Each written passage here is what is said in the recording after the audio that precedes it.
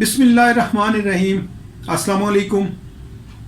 चांदनी है हर एक आंगन में, चांदनी है हर एक आंगन में, मैं समझता था चांद मेरा है। Homeo hands for homeo learners में आज की बात के साथ मैं हूं आपका दोस्त होम्योपैथिक डॉक्टर अब्दुल वहीद अजीमी। चांद और चांदनी रातों के साथ हमारी मेडिसिन का बहुत ज्यादा रिलेशन है। मिसाल के तौर पर एंटम क्रूड का मरीज चांद और चांदनी रातों से बहुत ज्यादा मुतासर होता है। चांद जब अपने पूरे जोबन पर होता है, यानी 14वीं की रात होती है, फुल मून होता है, तो एंटम क्रूड की तमाम जज्बाती अलामात बढ़ जाती हैं। उस वक्त वो फुल सेंटिमेंटल होता है। यही हाल इग्निशिया का भी है, लेकिन एंटम क्रूड से थोड़े कम लेवल पर।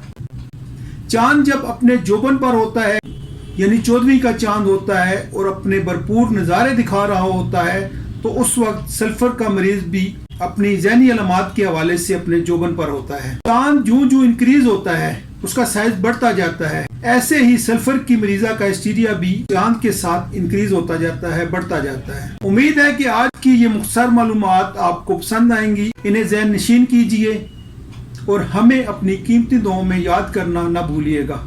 अपना बहुत ज़्यादा ख्याल रखिएगा। शुक्रिया।